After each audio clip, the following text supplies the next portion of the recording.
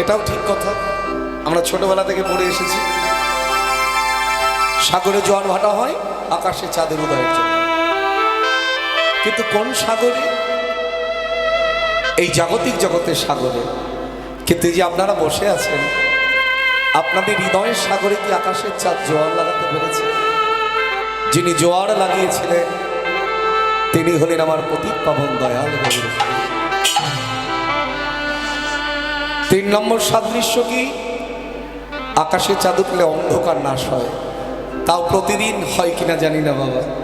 যেদিন মেঘাচ্ছন্ন দিন থাকে, পূর্ণিমা আর অমাবস্যা দুটোই এক হয়ে যায়, কারণ সেদিন তো চাঁদ তার আলো দিয়ে সেবা করতে পারে না। তো ধরে নিলাম আকাশে চাঁদের উদয়ে অন্ধকার নাশ হয়। কোন অন্ধকার? এই জাগতিক জগতের অন্ধকার। কিন্তু জীবের চিত্ত গুহার অন্ধকার যিনি নাশ করিলে তিনি আর কেউ নন, আপনার আমার মতো কলিহত জীবের চিত্ত গুহার অন্ধকারকে যিনি নাশ করলেন তিনি হলেন আমার শ্রীকৃষ্ণ চৈতন্য মহাপ্রভু। শুধু নাশই করলেন না, আবার দুজন ব্যক্তির সঙ্গে সাক্ষাৎ করিয়ে দিলেন। এই দুজন ব্যক্তি কারা? দুজন ভাগবত। আপনারা প্রশ্ন করতে পারেন, বাবা একটা ভাগবত বলতে শাস্ত্রগ্রন্থ বুঝি, আর একটা ভাগবত কোথায় পেলে? এক ভাগবত বড় সে হলো শাস্ত্র, আর এক ভাগবত জীবের ভক্তির পাত্র। এই দুজনের সঙ্গে সাক্ষাৎ করিয়ে দিলেন। কিন্তু আকাশের চাঁদের যে গুণটা নাই, আমার গৌর চাঁদের সেই গুণটা সর্বসময়ের জন্য বেশি আছে। বলে কি গুণ? সে যে উদিত দিনহীনা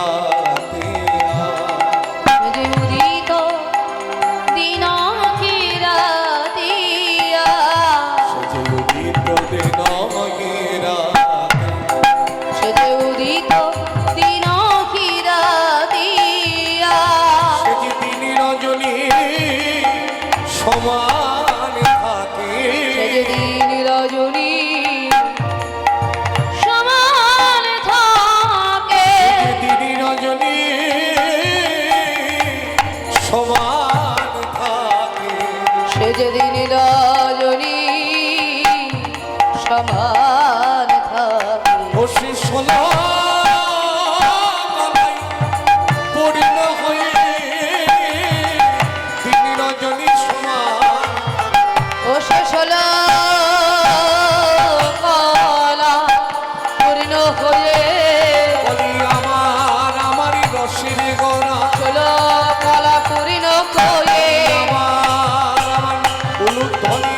ও সে সোলো কলায় পূর্ণ হয়ে আমার রসের গোনা, সোলো কলায় পূর্ণ হয়ে আমার রসের দিন রজনী সমান থাকে, উদিত দিন কি রাতিয়া, উদিত দিন কি রাতিয়া।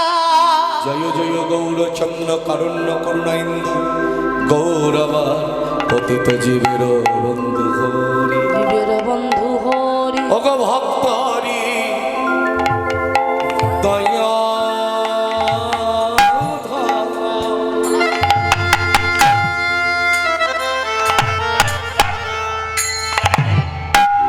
আবার প্রেমের মূর্ত সাজানো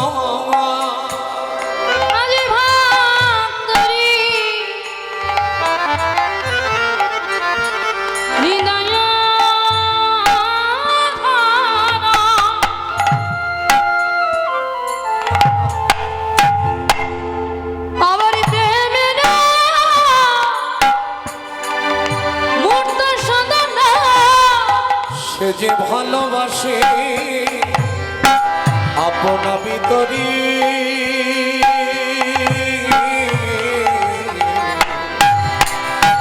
সে যে ভালোবাসে আপনা ভিতরি,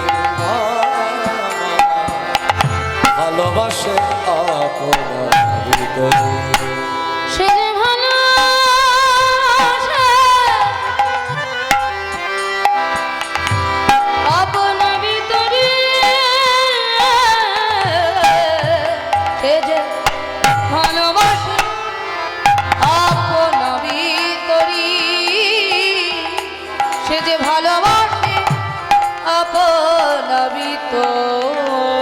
আমার ভক্তি জাগিছিল ওই গোপালের দিদি ভর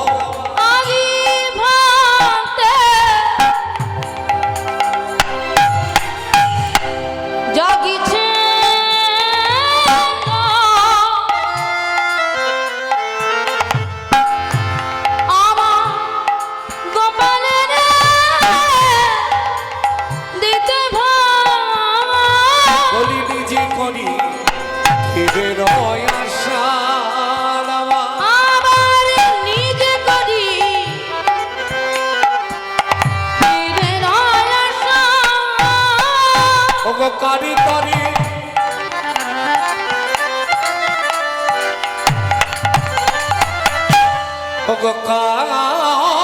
কারি তরি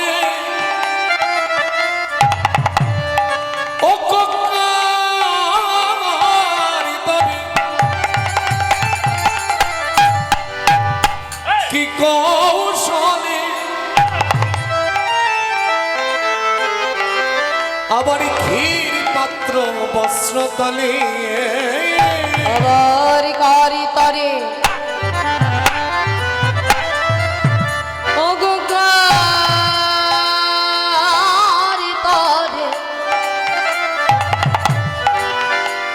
আবার কারি তরে কি কৌশলে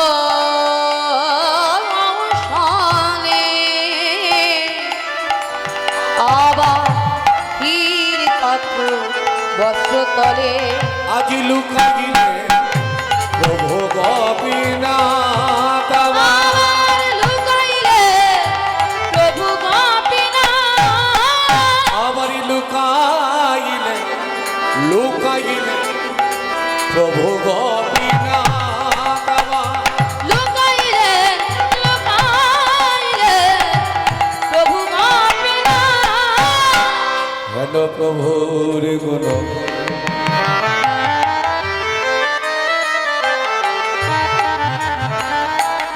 যদি গাইতে চাহে হেন প্রভু গুণগান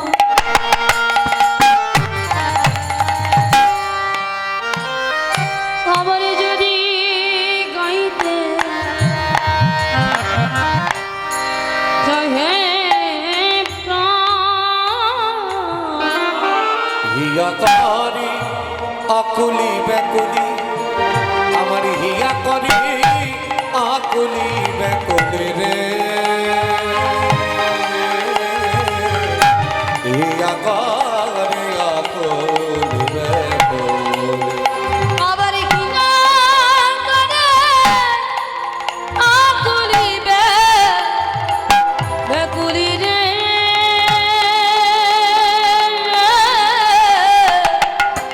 আবার হিলা করে আকুলি বেকুলি তাই মহানাম কাদি খাই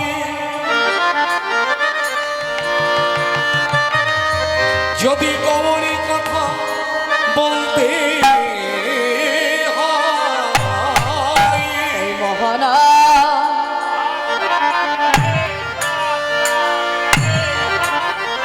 করি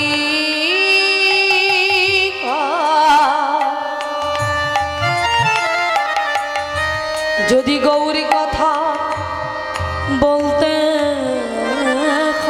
বলি মহানাম কাদি খাই যদি গৌরী কথা বলতে হয় অঙ্গে মাখ ভক্ত পদ ধরে রে অঙ্গে মাখ ভক্ত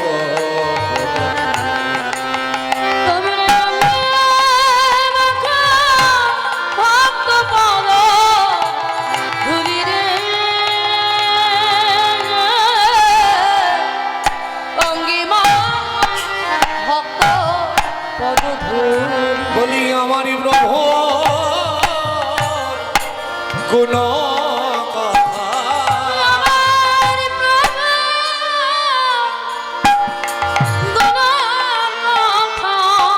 দেখো আমারই প্রভু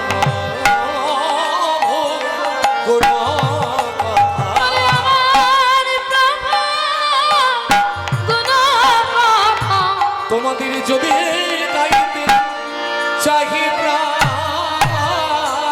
বলি আমারই ব্রহ্মর গুণ বলি যদি গাইতে প্রাণী চায়, একবারে ধরো ধরো ভক্তির চরণে ধরো বলি যদি গাইতে প্রাণী চায়, একবারে ধরো ধরো ভক্তির চরণে ধরো যদি গাইতে প্রাণ চায়, ধরো ধরো ভক্তি চরণে ধরো, বলে যদি গাইতে প্রাণী ধরো ধরো ভক্তের চরণ ধরো। আমার প্রভু গুণ কথা তোমরা অঙ্গে মাখো ভক্ত পদ ধুলি রে, তোমরা অঙ্গে মাখো ভক্ত পদ ধুলি। তোমরা অঙ্গে মাখো ভক্ত পদ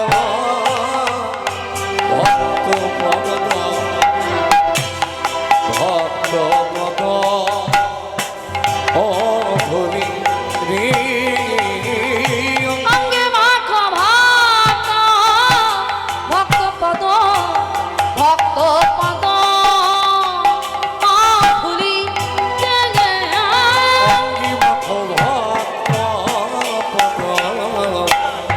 ভক্ত পদ ও ধুলি রে অঙ্গে মাখো ভক্ত পদ ভক্ত পদ ধুলি রে। অঙ্গে মাখো ভক্ত পদ ভক্ত পদ ধুলি রে। অঙ্গে মাখো ভক্ত পদ ভক্ত পদ ধুলি রে। অঙ্গে মাখো ভক্ত পদ ধুলি।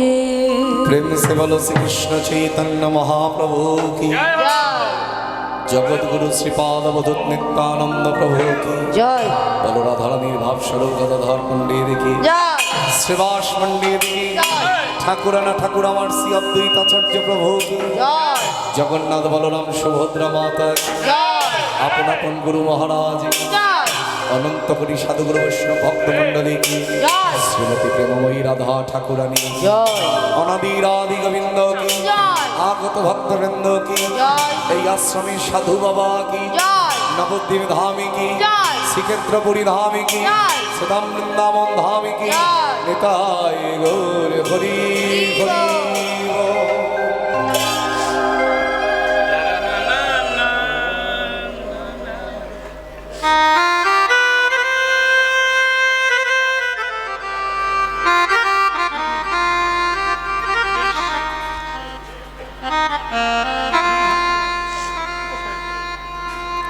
জয় নিতাই।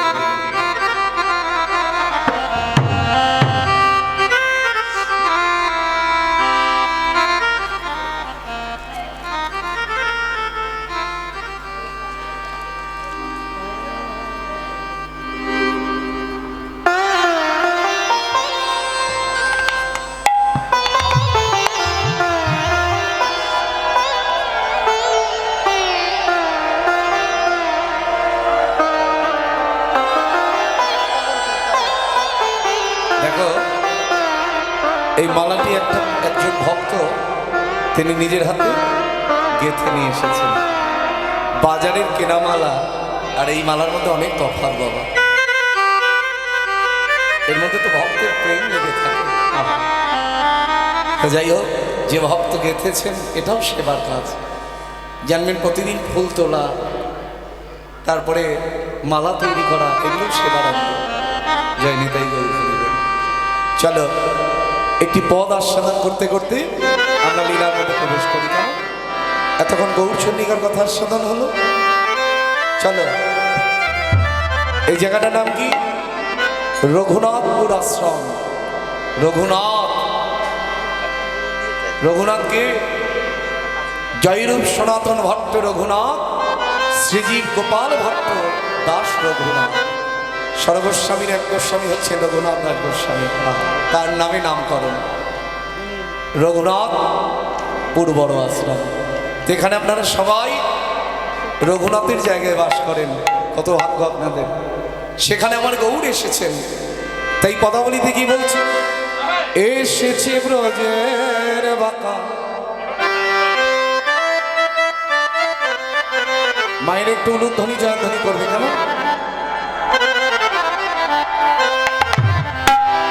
এসেছে ব্রজের বাঁকা কালো সখা দেখবি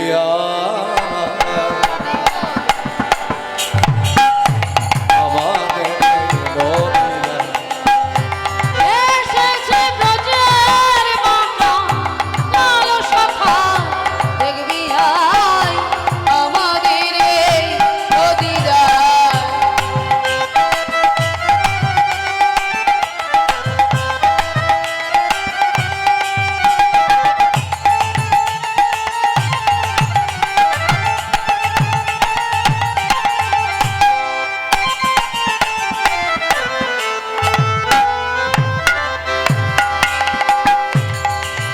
ও তার রঙে ফিরেছে, রঙে ফিরেছে, রং ফিরেছে, রং ফিরেছে, রঙে ফিরেছে, রঙে ফিরেছে। রং ফিরেছে, রং ফিরেছে নাই এখন তারি চেনা আমাদের এই নদীরায়। এসেছে ব্রজের বাঁকা কালো সখা দেখবি আয় আমাদের এই নদীরায়।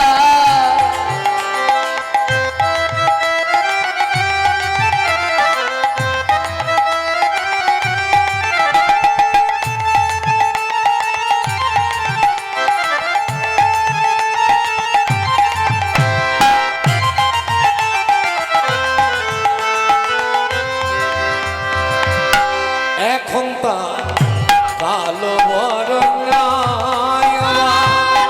এখন তার কালো বরণ কেন কালো বরণ নেই কেন? অগরাই অঙ্গে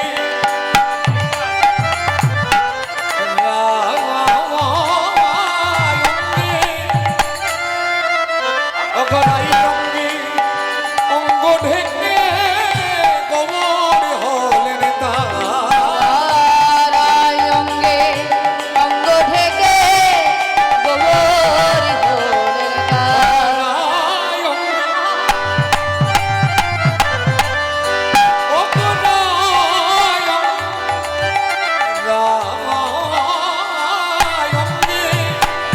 অঙ্গ ঢেকে গোবর হলেন তার। অঙ্গে অঙ্গ ঢেকে গোবর হলেন তার। দেখলি তারি চাই না দেখলে তারে যাই নাচ না। দেখলে তারে যাই না দেখলে তারে যাই নাচ না। তারি ছিলা বিষম গায়। আমাদের এই নদীরায় এসেছে ব্রজের বাঁকা কালো সখা দেখবি আয় আমাদের এই নদীরায়। হরি হরি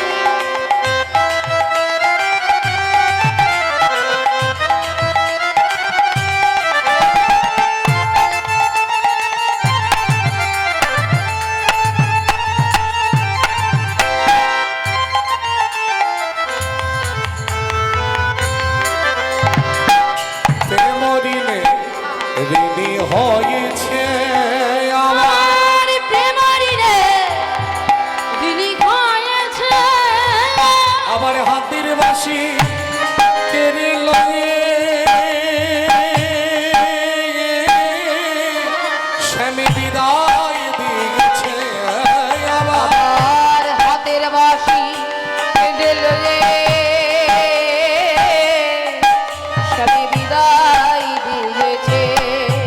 আবার প্রেমরি সুদিবে কিসে, আমার প্রেমারির শুধিবে কিসে? আবার প্রেমরি সুদিবে কিসে।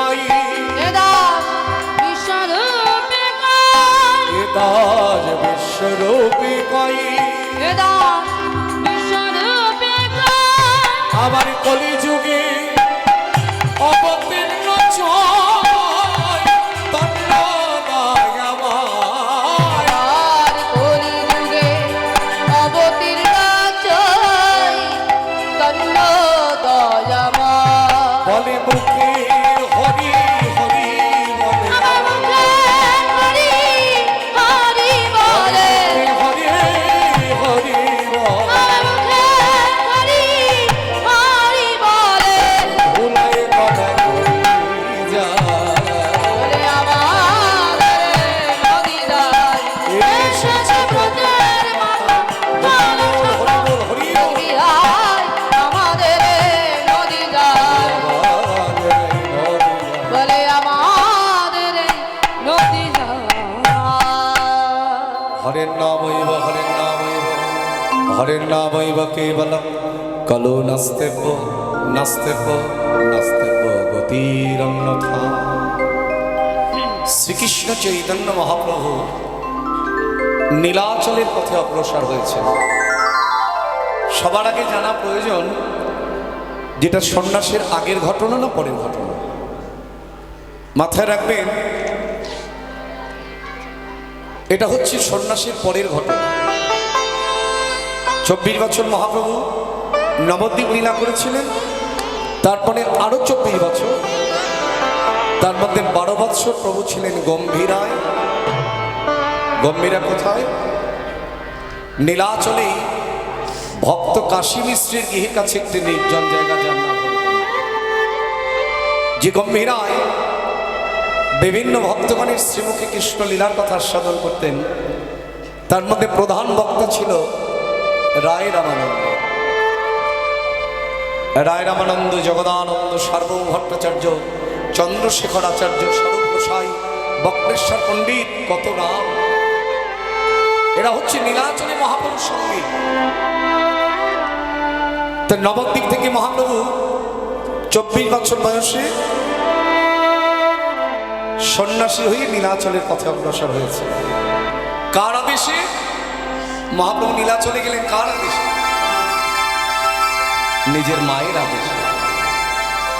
মা আদেশ করলেন, নবদ্বীপ নীলাচল 2 ঘর হয়, নীলাচলে রহ যদি আমার বাঞ্ছা পূরণ হয়। নিমাই, তুই তো বৃন্দাবনে যাবি বলে স্থির করেছিস, বৃন্দাবনে না গিয়ে তুই নীলাচলে যা। তাই আজকে গৌর সুন্দর চলেছেন ভক্তগণ সঙ্গে নিয়ে নীলাচলের পথে। যেতে যেতে হঠাৎ করে জগদানন্দের হাতটা ধরেছে। জগদানন্দ,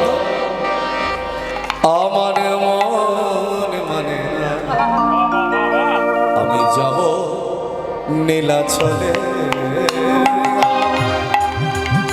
আমার মন মানে না, আমি যাব নীলা চলে।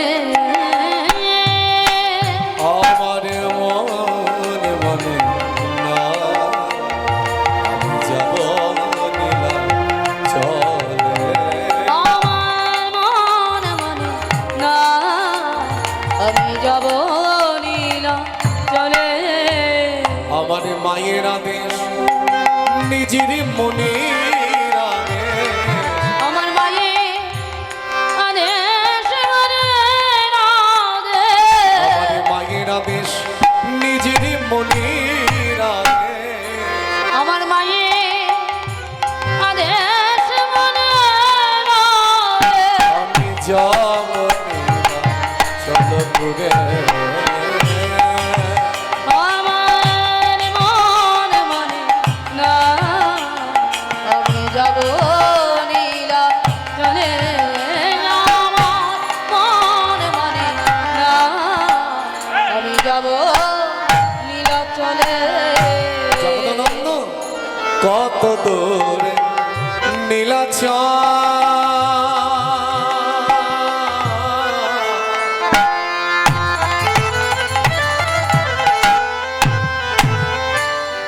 আমি দেখব তারে, আমি দেখব পথ হেরব জগন্নাথ স্বামী। আমার মন মানে না আমি যাব লীলা চলে আমার মন মানে না আমি যাব লীলা চলে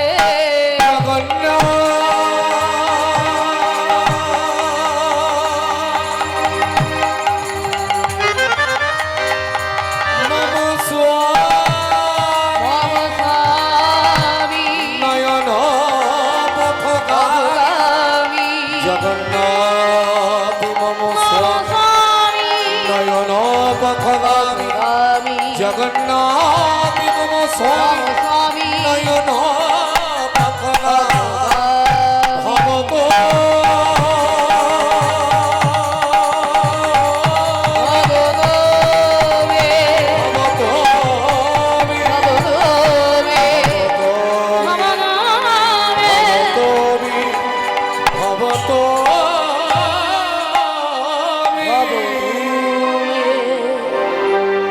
এই উড়িষ্যার মাটিতে পদার্পণ করি গৌর হরি বলে উঠলেন, বলো জয় জগন্নাথ কি জয় জগদানন্দ। কোথায় এলাম বলো তো প্রভু? তুমি চিনতে পারছো না, নাকি চিনেও না চেনার ভান করছো? আরে না গো না, বলো না কোথায় গেলাম। যিনি জগতের সকলকে চিনিয়ে দিচ্ছেন তিনি নাকি চিনতে পারবেন না। জগদানন্দ বলো না একবার কোথায় গেলাম। প্রভু এটা তো বালেশ্বর। আপনারা যারা পুরীধামে গেছেন, কে কে গেছেন হাত তুলুন দেখি। এ কেমন হাত তোলা, এ তো দায় সারা করছে। একটু হাত তুলুন ভালো করে দেখি। বেশ, জানবেন পুরীধামে যাওয়ার আগেই পড়বে বালেশ্বর, কিন্তু অনেকটা আগে। সেই বালেশ্বরে নেমে অটো কিংবা রিক্সা যোগে যেতে হবে রেমুনায়। গৌর হরি বলছে, জগদানন্দ তবে চলো না, এলামই যখন একবার আমার রেমুনার গোপীনাথকে দর্শন করে আসি। ভক্তগণ বলছে, প্রভু তুমি তো নিজেই গোপীনাথ, তুমি আবার কি গোপীনাথ দর্শন করবে? হে মাথা রাখবে মা, অন্যান্য যুগে ভগবান আর কলিযুগে ভগবানের মধ্যে একটু তফাৎ আছে। বলে কেমন? অন্যান্য যুগে ভগবান ভগবান রূপে অবতীর্ণ হয়েছিলেন, কিন্তু কলিযুগে তিনি ভগবান বটে, তার আচরণটা ছিল ভক্তের মতো। ওই জন্য বললেন না, অনুগ্রহে ভক্তানাং মানুষ সন্দেহাং আশ্রিত ভজতে তাদৃশকিয়া যশ্রুত তৎপর ভবেদ। মহাপ্রভু মানুষ হয়ে এলেন কেন? তার মানুষ হবার কি দরকার ছিল? ভগবান চিন্তা করলেন, আমি যদি আমার ভগবত্তাকে বিসর্জন না দেই তাহলে ভক্ত হবার যে বাসনা চিরকালই থেকে যাবে। ভগবান যদি ভগবানের সিংহাসনে বসে থাকেন তাহলে একটা ভক্তের যে ভগবানকে পাওয়ার অনুরাগ সেটা আমি কেমন করে অনুভব করব? তাই কলিযুগে আমার ভগবত্তাকে বিসর্জন দিয়ে একজন ভক্ত ভগবান